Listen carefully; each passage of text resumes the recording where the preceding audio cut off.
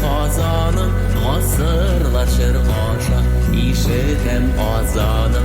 Şul ava şul ahenkeş bire yeşerge, balgarım yeşere, kazanım yeşere.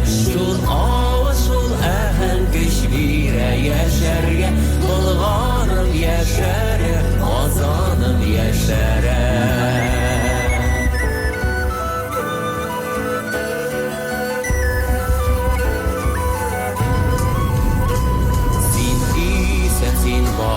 Yazmışım yazganım, ötkenim bulgarım, bugünüm kazanım. Geç alıp şırlardan, ullardan, kızlardan, bulgarım kazanım, şavlasın şırlarda. Geç alıp şırlardan, ullardan, kızlardan, bulgarım kazanım, şavlasın şırlarda.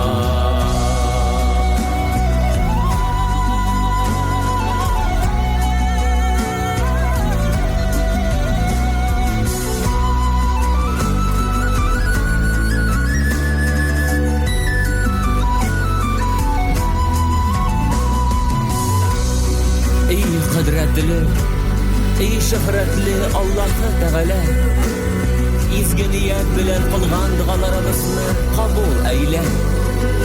Onların kızlarına ötkenimizde bugün beylerli, tarihimizni dürüst bahalarlik kamil akıl, zirek zihin, güç kudret bir.